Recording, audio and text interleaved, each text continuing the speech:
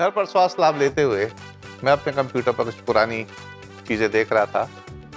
वहाँ मेरी नज़र एक पावर पॉइंट स्लाइड पे गई। ये स्लाइड क्रिसमस से संबंधित थी और इसमें कई चरनी के दृश्य थे। और इसमें एक खास बात यह थी कि अलग अलग लोगों ने, अलग अलग जाति के लोगों ने इसे अपनी वेशभूषा, अपनी संस्कृति में दर्शाया था।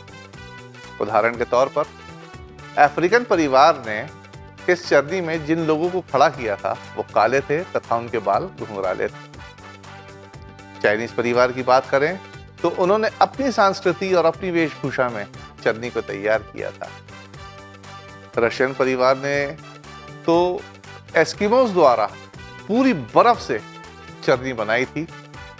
और हमारे हिंदुस्तान के पंजाबी परिवार का क्या कहना, उन्होंने तो ढोल ढमाके, पगड़ी, खेतों के बीच में कच्चे मकानों के में एक चरनी का सुंदर सा दृश्य तैयार किया था।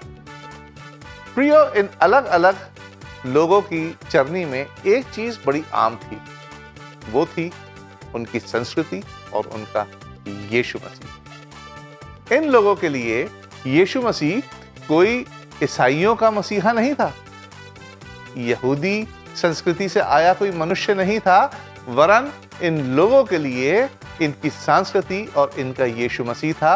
और इनका यीशु मसीह इनका उद्धार करता था, इनका मुक्तिदाता था।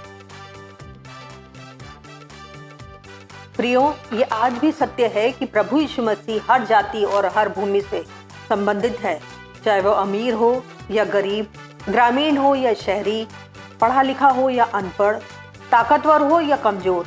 वह हम सभी से प्रेम करता है और हम में से प्रत्येक जन उसे अपना कहने का दावा कर सकते हैं और अपने पापों से मुक्ति प्राप्त कर सकते हैं और इस जीवन के बाद एक शानदार अनंत जीवन को प्राप्त कर सकते हैं।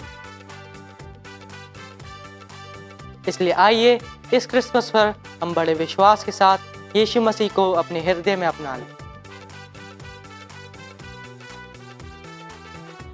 यीशु मसीह मेरा है तो यीशु मसीह आपका भी है।